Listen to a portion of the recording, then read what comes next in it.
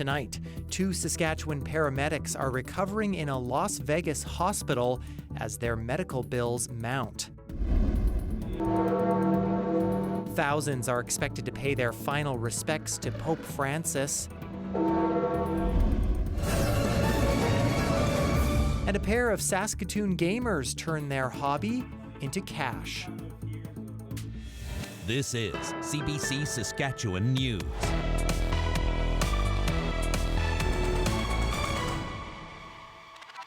It is Wednesday, April 23rd, and the CBC Saskatchewan News starts right now. I'm Ethan Williams. Thank you for joining us. A disgraced Cree medicine man who sexually assaulted a dozen women is going to prison. Cecil Wolfe pleaded guilty to the assaults earlier this year. The 64-year-old was sentenced in Saskatoon Wednesday. Dan Zakreski reports. The victims were women who had cancer, who had lost loved ones, or who were trying to reconnect with their culture. Instead, they were sexually assaulted by Cecil Wolfe, a Cree medicine man.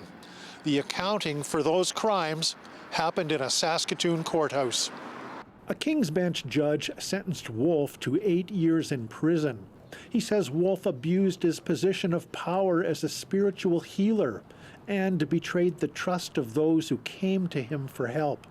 The judge says it was reprehensible and created more victims in already victimized communities. Wolfe pleaded guilty to assaulting a dozen Indigenous women over 9 years in hotels, their homes, and in offices. He covered his actions by saying he was removing bad spirits. Prosecutor Lana Morelli says the assaults left the women shaken and fearing to speak out because of his powerful reputation. It was very significant that we were not only looking at the physical impact of his actions, but as well as the spiritual impact. We weren't only looking at a Western doctor, but a spiritual healer as well. The assaults happened at Muskeg Lake, Onion Lake, and Saskatoon. Morelli said they had a breathtaking impact on the communities. The impact is tremendous. It has struck at the heart of their culture and has created almost a tear in their fabric that people are now struggling to determine what is and is not appropriate in their own culture.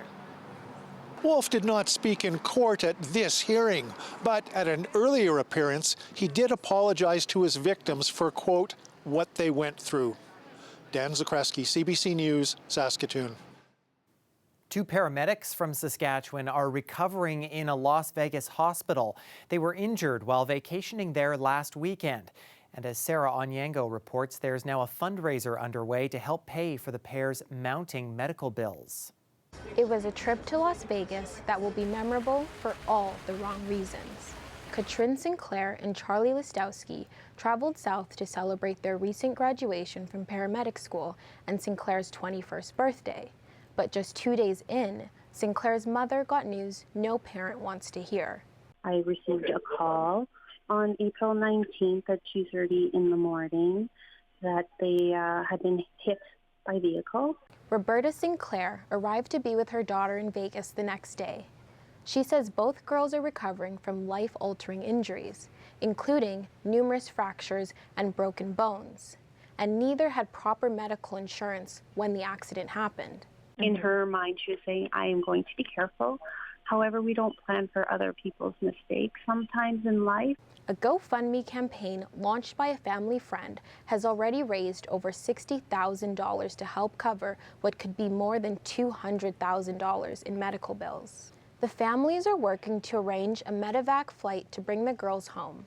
They're also working with medical staff at the hospital in Las Vegas to honor the girls' request to be brought back together. These girls have gone to school through Sask Polytech together. They worked at Parkland Ambulance together.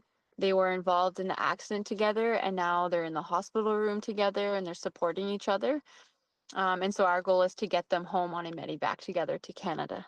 The families are still waiting on a police report for more information about the accident, but their community at home is rallying behind them. We wish them nothing but good health and want to have them back home as soon as we can. Sinclair says the hardest part is waiting for answers. For now, she'll set her sights on bringing the girls back to Saskatchewan later this week. Sarah Onyango, CBC News, Regina. A large group of healthcare workers gathered outside the Legislative Building in Regina Wednesday. They traveled from across the province to demand fair wages and better working conditions. The workers are represented by CUPE 5430 and are mainly frontline healthcare staff. They have concerns about safe staffing levels, but their main issue is wage increases. In the past 2 years, we have been trying to negotiate a collective agreement with the government and their bargaining agent. But we have done everything we have, but they are just trying to frustrate our bargaining. They are not coming to the bargaining table prepared. We have talked to them, and it's been over 3 years that our members has received a single raise. We're taking care of people. You know, you have to put a smile on your face every single day, even though you feel like crying because you're leaving your home and not knowing if you're going to be able to make it through the month. The union says a survey of members who have left Saskatchewan shows they've done so because of low wages here. CUPE 5430 represents about 14,000 workers in a wide range of roles, from clerical and maintenance staff to nurses. We have a clarification to make regarding a story we brought you earlier this week. On Tuesday, we told you the provincial NDP was calling for more investment into advanced education after a tuition hike at the University of Saskatchewan and layoffs at Sask Polytech. In the report, we mentioned the government is providing a one-time operating funding top-up of $12 million to all post-secondary institutions. In fact, that $12 million is a permanent operating fund increase, and there's also an additional $6 million one-time increase. CBC News regrets the error. Well, some parts of our province are digging out after a powerful snowstorm, but the Saskatchewan Public Safety Agency is already turning its attention to wildfire season. The agency says it is ready for what's to come. The SPSA confirmed 2024 was among the worst fire seasons in the past decade, with the third largest amount of area burned. But 2025 looks to be much better, according to public safety officials. We expect to see a slight reprieve from last year for the spring conditions, but once we get our summer weather, it'll really determine, how much precipitation and holding capacity we actually have in the soils. So we would expect an average season based on the long-term forecast, but again, that will determine also by how much lightning we get out of those systems. The SPSA has confirmed it will also be receiving the first of its refurbished water bombers next month. 3 more planes will arrive by 2027. It's all part of the province's $187 million plan to replace its aging firefighting air fleet. Pope Francis now lies in state at St. Peter's Basilica. Thousands are lining up to pay their final respects as 3 days of public viewing begins. Chris Brown reports. As befitting a man who preferred simplicity over formality, the procession that left the papal residence for St. Peter's Basilica was colorful but pared down. With the procession of cardinals in red in the lead, 14 pallbearers carried Francis's wooden coffin across the square, as many in the crowd applauded. Inside, past the bronze doors, his body was placed by the main altar for a short ceremony, after which the many waiting outside were allowed to file in. Francis's body will lie in state in St. Peter's until Friday evening, allowing thousands of people to have individual moments as they file past his coffin. By afternoon, the wait to get in stretched up to 7 hours, but native Montrealer Bill Doig got in early and said it was worthwhile. It was well worth the experience. A lot of people going in to show love and respect for the late pontiff. We wanted to just come and say goodbye to this Pope. We loved him very much, so we're very, very moved. We're very glad that we see him, and this is the miracle for us. This Vatican correspondent says Francis was very involved in planning how this day would unfold. I think the simplicity of how Francis wanted to be buried, the fact that he It didn't want to go the traditional route where popes are buried in 3 different coffins. He chose one simple wooden one, inscribed with his name. It says a lot to his character. Even those who didn't get into St. Peter's said it felt like they were witnessing history, including this Canadian couple from Wasaga Beach, Ontario. To be part of that moment of, one chapter of this pope has ended, but, the hope of a new pope stepping in. There is some optimism there and, maybe what the new pope will stand for. And, the world is changing, it's evolving. Francis's funeral will be on Saturday, followed by the conclave to choose his successor, which may still be 2 weeks away. Chris Brown, CBC News, Rome. Hard to believe Regina looks like this when other parts of the province have been buried under snow, but the winter wallop is over, and Helena Mahalik will bring us the details in your forecast after the break.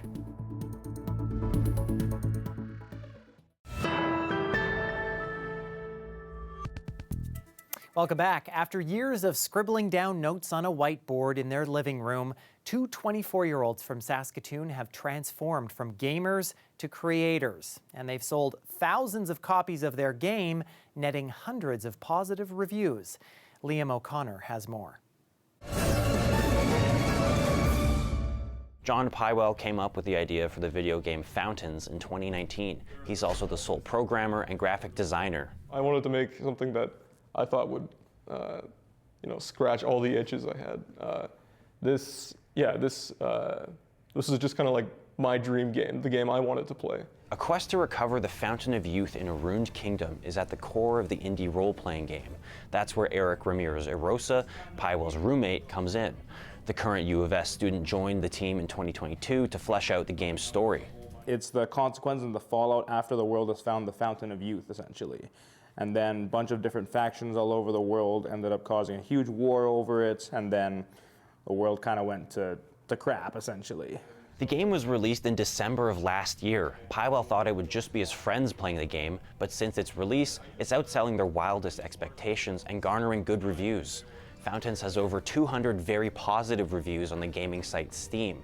The success of the game goes beyond just raves. 8,000 copies of the game have been sold for around $20. Right now it's most popular in the United States. That's about half the sales. And number 2 is Japan, which blew me away that people on the other side of the planet are playing this game. I had no idea it would have appeal there. The game has 8 supported languages, including Japanese, helping to extend that global appeal.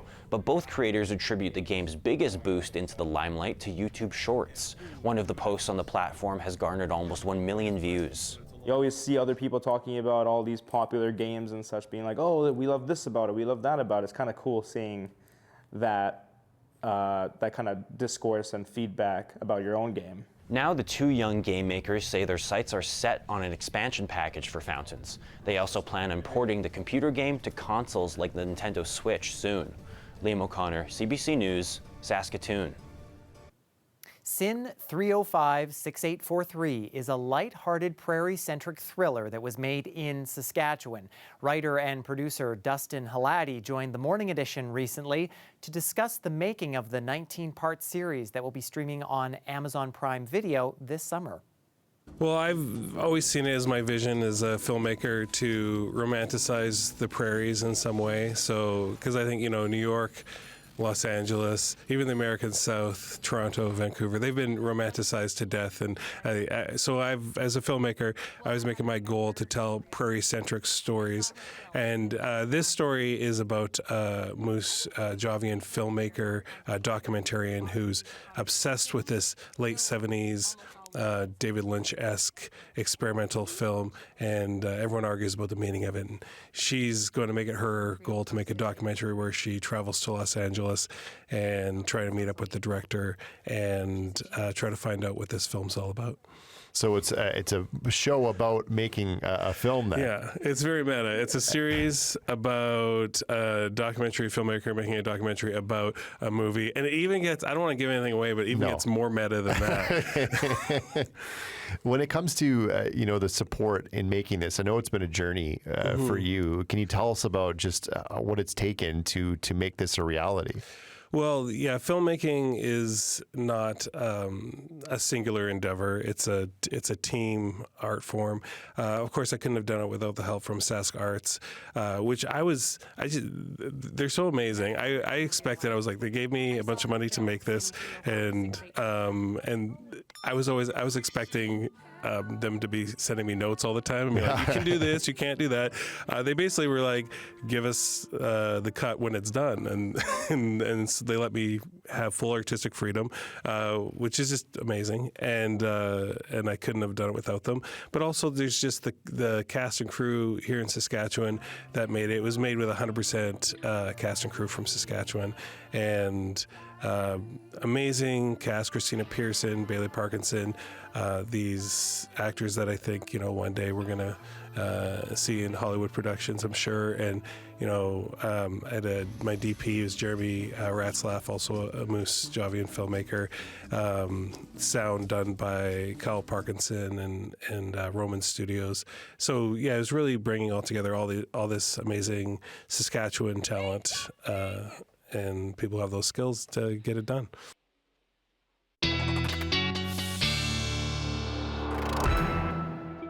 Weather specialist Helena Mahalik joining us now for a look at the forecast, and some of us feeling like spring, Helena, others a little more like winter.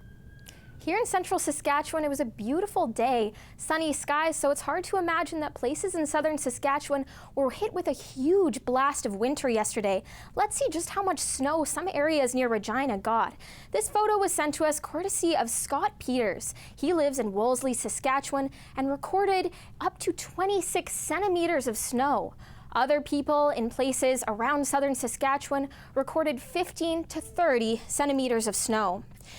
Despite all that snow yesterday, temperatures were climbing up Wednesday, and places in southern Saskatchewan were still feeling quite warm Wednesday, with temperatures up to those high plus teens. So we're seeing plus teens throughout the south and central Saskatchewan, even up to as high as plus 15. In the north, still things feeling pretty warm there as well. The far north still hovering just above the plus 5 mark as they continue to see some flurries throughout the evening.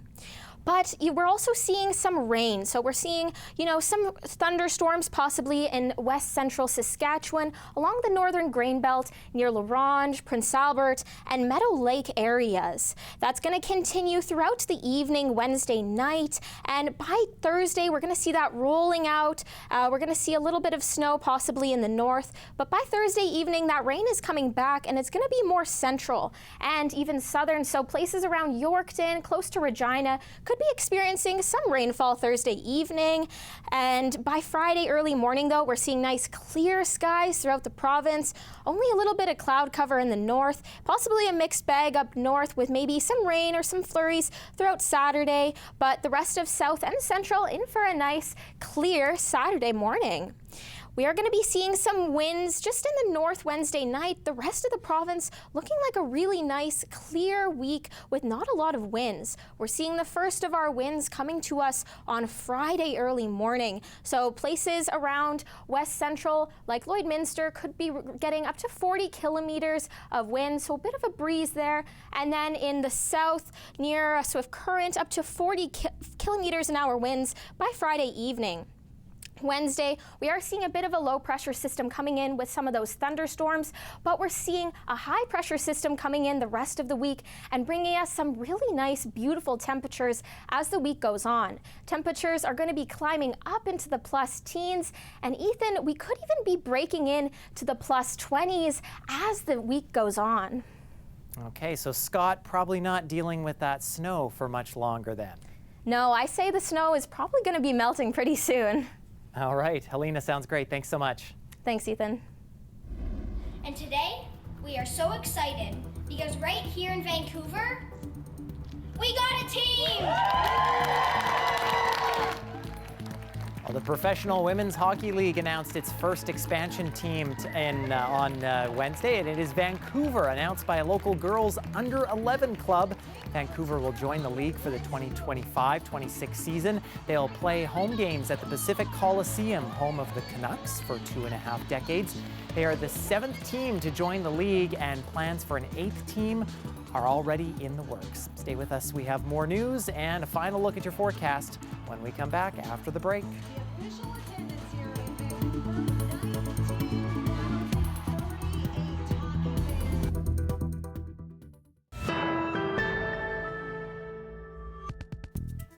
Well, for some of us, voting in an election can feel like a task to check off a to-do list, but for others, it's a big deal, especially for those voting for the first time. We caught up with one Saskatoon first-time voter for his thoughts on how it felt. I felt super excited, actually. I was asking a lot of people around me of hey, what do you think about the elections, and just getting people's thoughts. I think it was, I had a lot of conversation with people close to me. So I felt really excited overall to vote. I don't know, for some reason I thought it was going to be glamorous, but honestly it felt so normal. It felt like I walked in there and it was just oh, you head this way, and then you get your name checked out, and then you sit down, and then you pick whoever, and then they take that vote from you, and then that was it. So it felt super mundane, honestly. I think it just felt like I was able to exercise my own voting rights, and it felt like I finally had a voice, It felt like I was contributing and also giving my 2 cents into Canadian politics.